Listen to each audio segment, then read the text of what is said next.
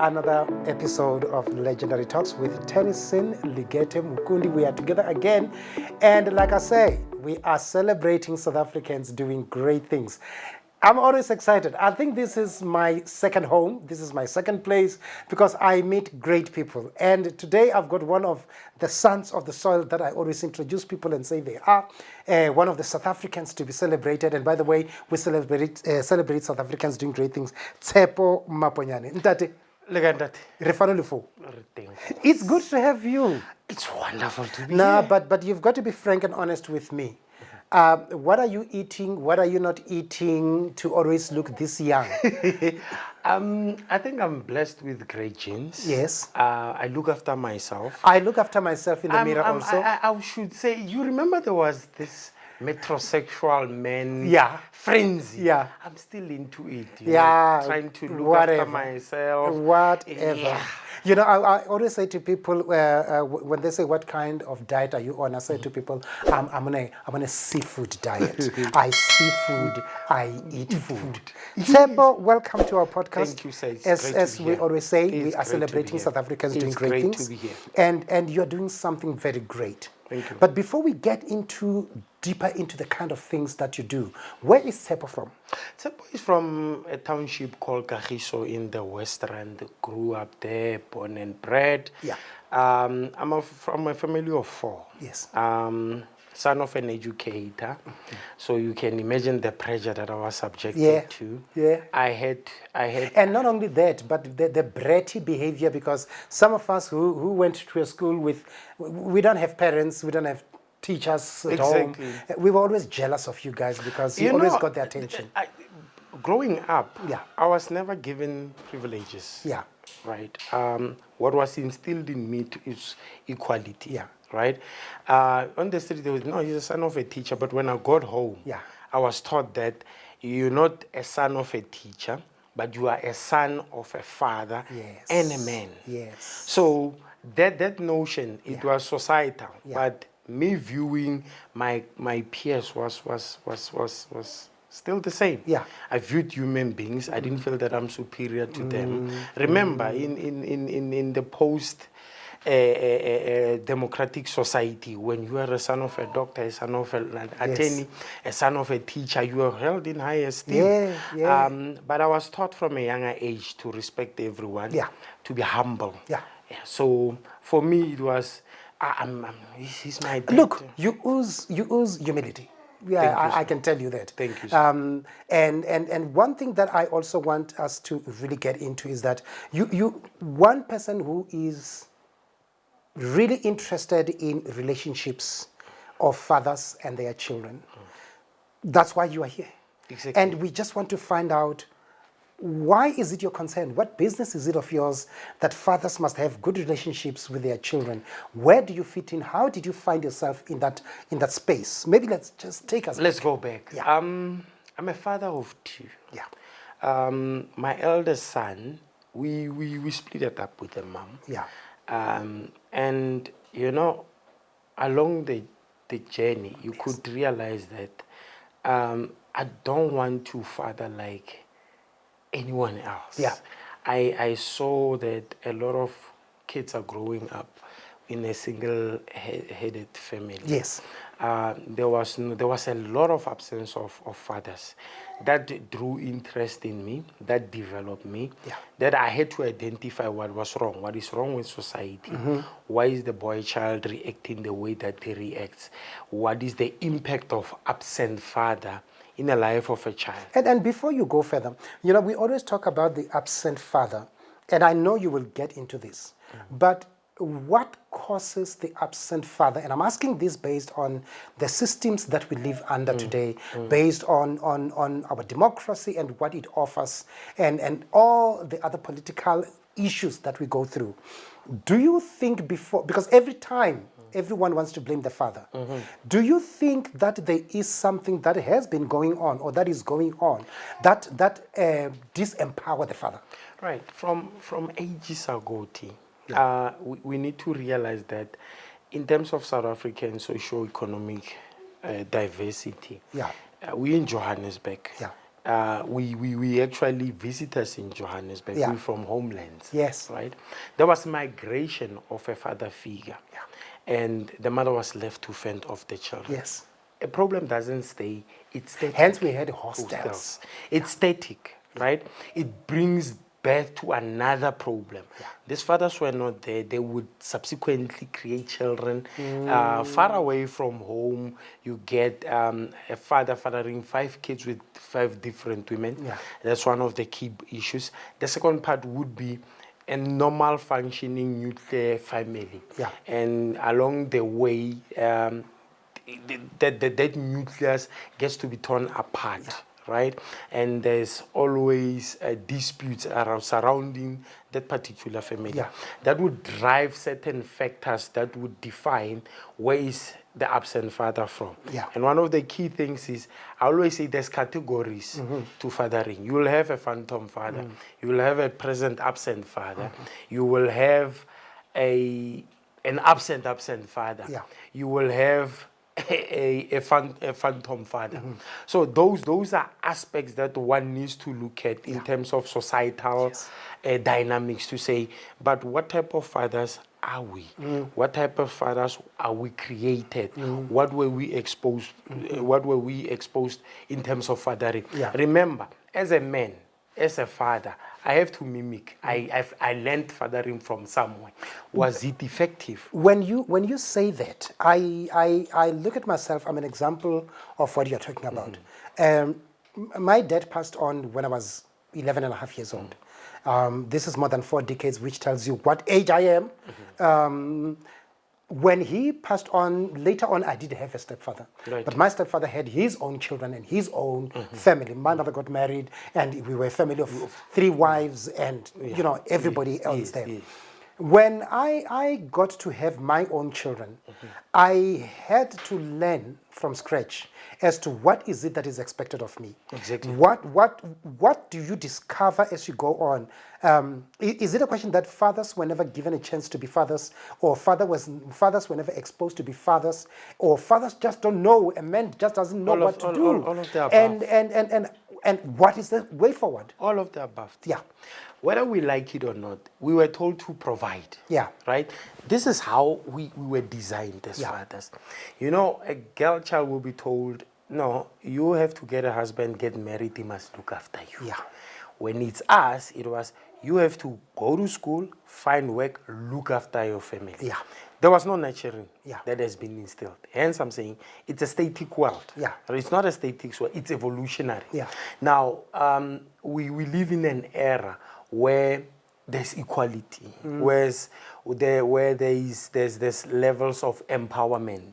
But right? when you talk about equality, when you talk about empowerment, is this what a man wants, or is this what a woman wants? I'll tell you what. You've got a section of the community of women that will tell you that I am not looking forward to a certain level of empowerment that will make me better than a man.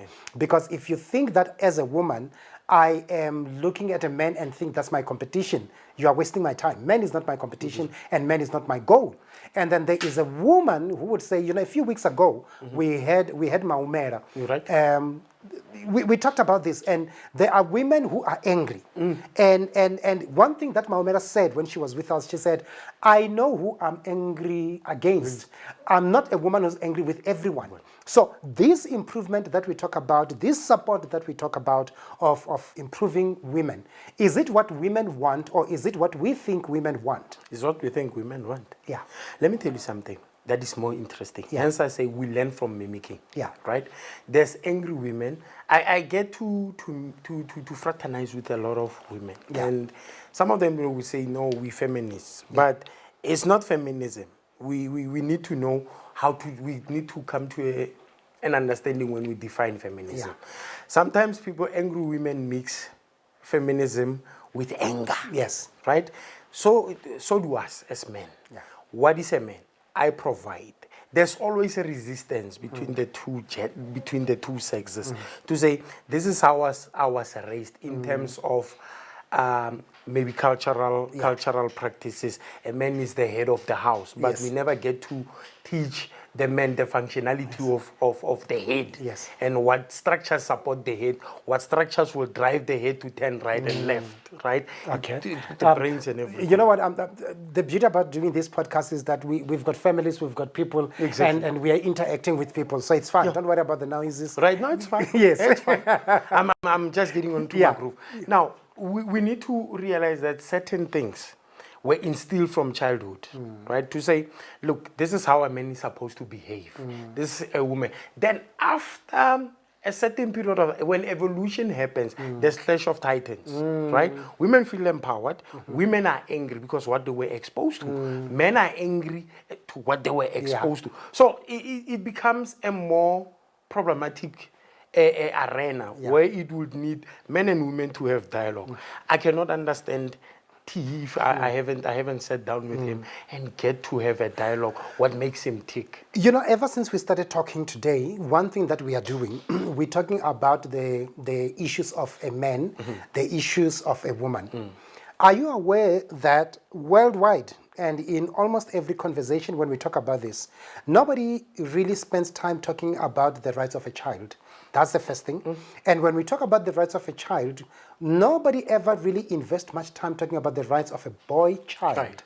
Because we are living in society whereby a girl is taught to say no, a boy is, what are we teaching a boy? We teach a girl to say no, what do we teach a boy? We've got prisons that are full of young boys. We've got crime that is going on that is being caused by boys. We've got boys that are all over the street corners and all that stuff. Nobody talks about them. Boys are not being heard. Boys are not being listened unto. When we've got projects whereby we talk about a girl child being taken to work, nobody talks about a boy child. 16th of May, it's boy's child. Nobody talks about it. What do you do in your field of work in regards to that? We try to conscientize. We try to speak to the inner man. We're looking for role models. Currently, we don't have role models. I always say, do South Africans consider themselves healthy mentally? I always say no. We are a nation of psychopaths, right? We are living in denial. Say that again.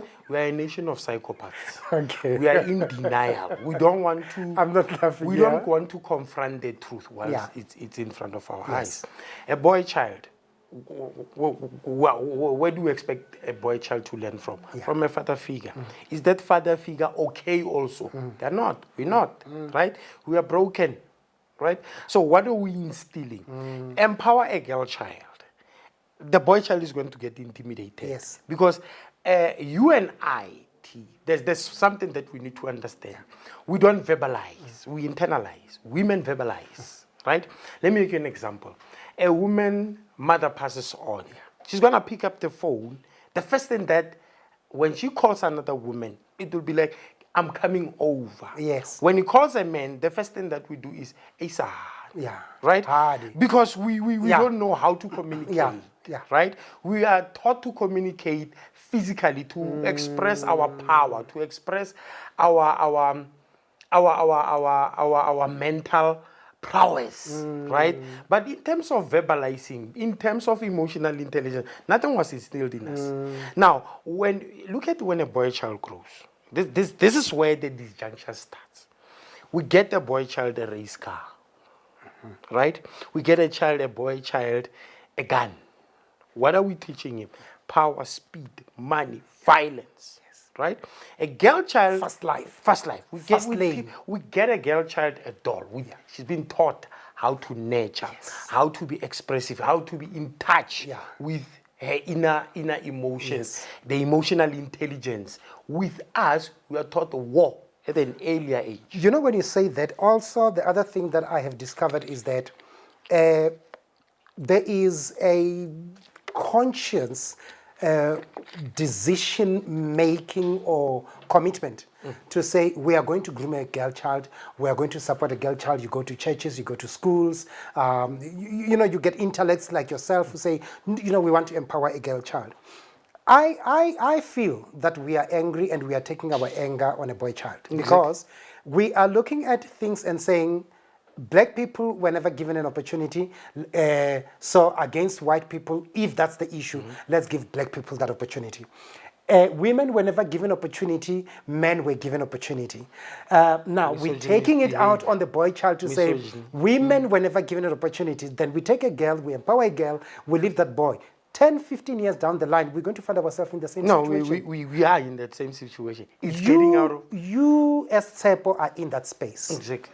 What qualifications do you have? What structures are you working with? I know that you've sat in parliament, you've helped parliamentarians to make some decisions based on issues of GBV and all that stuff. Tell me about your persona. All right. I think 5 years ago, Norma Tsunyani, Mishkeka, and DJ Fresh, something called Dads in the Picture was born. Yes. Right? It was a platform where we get fathers, men, boy, child, men to play their role. And in that space, we realized that there's an outcry, especially from men being denied access to these kids. Yeah. Right? Then we had to sit down and research what is the impact. Yeah. Right? It was shocking to say from 1982 we've been sitting on a time bomb. Right? It wasn't surprising that gender-based violence has gone out of it. It's now cannot be contained. It's a wild animal. It's a wild animal. It's a beast on its own. Right? It has long been coming. Because we have failed to nurture a boy child, right? The legal system, most fathers felt that no, it's unfair. It's not fair to us. Yeah. Because remember, we need to look at where we're from as a country. Were we global players in terms of family law? We were not. We had our own laws, which are based on Roman Dutch law. But now with new introductions of what is parenting, what are the rights of a child, universally so, from the United Nations, from UNICEF, Children's Act, from the Geneva Convention. I studied the Children's Act. I found that there were certain areas whereby it was discriminating against fathers. You'll have Section 21, which speaks to a right of a married father, right of an unmarried father. The question is, how are they different? They perform one function. They are fathers, right? Now we had to go and say, no, let's redefine. Let's actually fix the issue. Let's talk about a man. Let's talk about a man. Let's talk about a relationship of a child and a father, right? You look at cultural law. Right, you know that we were charged money to say no. Listen, you've damaged our daughter. And when you look at how was it practiced in the old days, what is now being practiced, it's different. It's two different worlds, right? And I've always said, you meet somebody who's got a child, you pay damages. What did you damage? Because you got somebody who's already damaged. T. One thing that I want us to do is to say, where do we start from here? Where do we go from here? We've identified, we've talked about all those issues. There is a man out there who is saying, I want to be involved in my child, in my child's life, whether they stay with the child, whether they don't stay with the child. Nobody ever set us down and taught us to be fathers. Exactly. Nobody ever taught our children to know and recognize our role. In the family, in society, nobody ever taught us anything. We're there to provide. How and where should a man, where and how should a guy who's got a child, who's got children, start? What is it that they need to do as we go towards the conclusion? Right. I think we need to educate fathers and men. Yeah. That's the first thing. Yeah. To say you need to have an identity. You need to be defined. You need to know who you are outside of your car, your money, your suit, where you live. Because we always think that a man is a man because of what they have. Exactly. We need to define that. Men must have an identity. Yeah. To the minute they have an identity, admit that they are broken. Yeah. Admit that they lack somewhere. That's when the education, that's when somebody gets rehabilitated. I'll call it the renaissance of a man. Yeah. That's the rebirth. Once they acknowledge that I have a problem, I need to admit to my problem. I need to grow up. I cannot raise a child before I raise myself. I need to raise myself first before I can go and raise a child. So I need to be in that space. Men need to be in that space to say, look, this is not the way fathering is. What the notion that I had about fathering, it's not it. Yeah. Right? I cannot go to work, put groceries, buy diapers, and not have an interaction with my child. I've always said there are men who are ATMs, those who don't stay with their children, if they, during their times and when they have to go and see the child, pick up a child, go to some shop, to McDonald's there, sit there, buy food, sit on their phone for 20 minutes, the child eat McDonald's or whatever meal that they're eating, go drop the kid off, leave the money, and that's it. And you think that's it? You'll still get fathers who are in co-parenting situation. Yeah. They drop off the child, the grandmother looks after the child.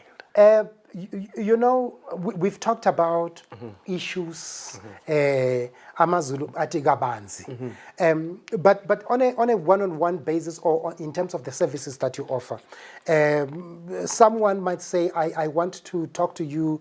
Do they have to belong to a group or can they come to you? And what are the specifics that you deal with when you're dealing with a father? In other words, on a daily basis, what do fathers come to you and talk about? All right. Sometimes they need mediation, which is a service that we provide. Yeah. Sometimes they need drafting of parental plans.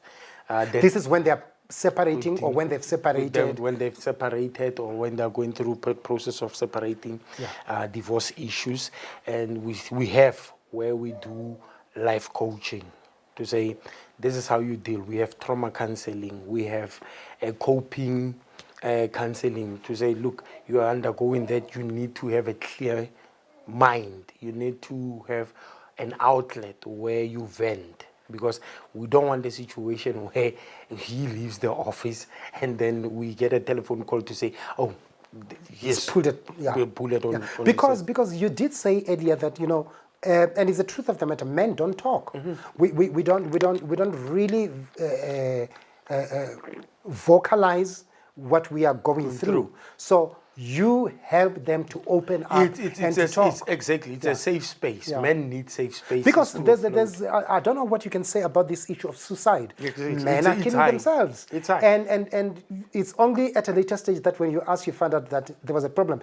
Have you gone through this issue of realizing that suicide is very high? And how since after COVID, suicide rate has gone up, especially in men. Yeah. Right? Because hence I said earlier on, we internalize. We hardly talk. We don't have safe spaces. And sometimes we judge each other to say, okay, T told me, I go to a pub and discuss your problem, right? That's why that's where the discourse is being created to say, who do I trust to? Who do I offload to? So that space is being provided for. So you give counseling, yes. You give legal support,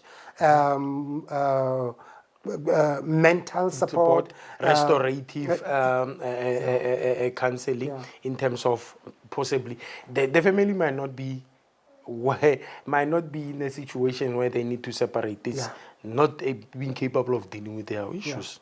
So there's a family that you see that, no, listen here, they need to separate. It's toxic. There are families who don't have conflict resolution mechanisms. That's where you step in and say, if you try this, some sort of exercises to say, look, they need help in this aspect. So we do that. When you say that, it reminds me that I've done a little bit of research. There are homes for women who are abused, for children that are abused, but for men, there isn't. Because and men is a missing link, because as soon as you are 35 and above, nobody gives you sponsor, nobody supports you and everything. There is a missing link. Hence I'm saying we need to come to a point where we retain the nucleus of the family. Because if your narration right now, it's spot on. I've never, it's very rare where you get a home where it's only men. Right? Men are abused. Because the notion is that men cannot be abused. You are supposed to withstand that. If you don't, you are a CC. Right? So we need those platforms to say, us as fathers, as men, we get abused. Please listen to us. Right? I really want to talk to corporate South Africa. I want to talk to government. I want to talk to people in leadership to say, the truth of the matter is you guys are contributing towards this because you are sweeping things under the carpet. Fact of the matter is, this year, 2024, it's very difficult for an abused man to can get a place where they can go to go and put their heads and rest. This man is abused at home. This man doesn't have anyone who listens to him. And then after that, he goes out there, he gets all the drugs, and then he comes back and he commits. Let's make it simple. Yeah. A man walks into a police precinct today, now. Yeah.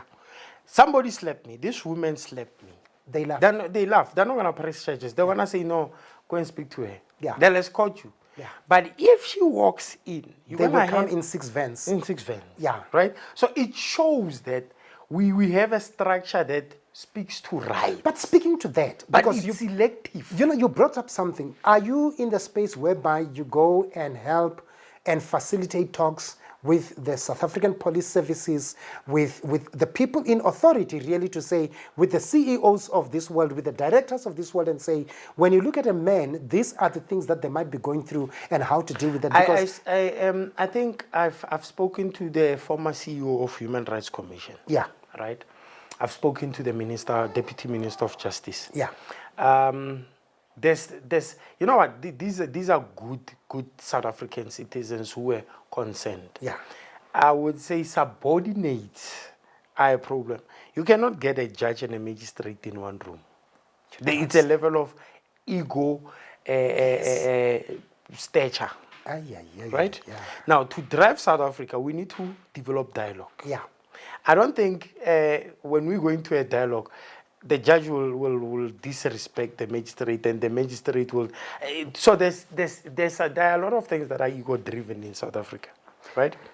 And it's a very quite interesting arena to say there's a problem on the ground. You are worried about your egos. Yeah. Right? Speaking to government, I've had government sit down and say, listen to a man on the ground. Yeah. That is the backbone of a nation. Yes. Right? If there's a discourse in the spine, in the vertebrae of the brain, that brain is not in the vertebrae of the spine. Yeah. That brain is not going to get full information of what is happening, and we're seeing that now. Mr. T, I'm sure there are organizations, there are CEOs, there are directors, there are principals, there are pastors, there are parents, there are organizations that want you to come and talk to them and to help them. Where do we find you? Right. I've got a Facebook handle, which is Tshepo Maponyane. That's where I met him. Exactly. My Twitter handle is called Daddy T. Yeah. And my Instagram, I always use my name. Yeah. Right? And then in terms of I work closely with Magondwane attorneys. They're based in Magondwane attorneys. Yes. They're based in Right. Okay. They can find me there. Okay. They can Google the company. Yeah. I'm on the company's profile. They can get me there, especially for men who are seeking to get help in terms of assessing. So you do one-on-ones also if somebody needs your help.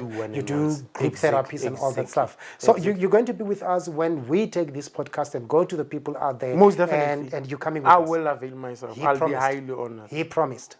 Mr. T, we are hoping to have you again. Thank you, sir. This is the beginning of a great walk, because I want you to know that you are doing something great. Thank you, sir. You know, for a man to be committed to saying, out of my own experiences, I think I represent a whole lot of people. Exactly. We are proud of you. Thank you very much. We love you. Thank you, and sir. we respect you, and we're giving you your flowers when you're still alive. Thank you. I always say to our guests, all of them who come, I say this, I don't like attending people's funerals because they don't add value to me. Exactly. They add value when they're alive. But when you are here, we want you to know that from Legendary Talks, we are appreciating South Africans doing great things. And indeed, you are doing something good and something great.